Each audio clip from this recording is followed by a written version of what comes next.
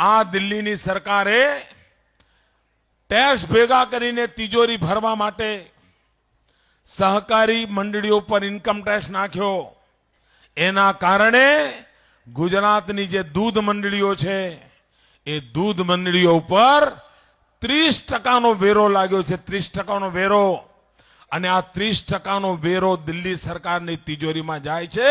એના કારણે મારા ગરીબ પરિવારના બાળકો દૂધ પીતા બંધ થઈ ગયા. દૂધ પીતા બંધ થઈ ગયા.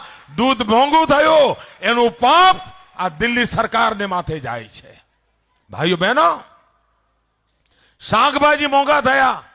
કારણ દર મહિને 2 મહિને ડીઝલના ભાવમાં વધારો કરે, ટ્રાન્સપોર્ટેશનનો ખર્ચો વધે અને એના કારણે સરેરાશ 15%નો નવો બોજ શાકભાજી બજારમાંથી શહેરમાં લાવનારા ઉપર પડ્યો અને એના કારણે શાકભાજી મોંઘી થઈ. સોનિયાબેન, તમારા પાપે આ થયું છે.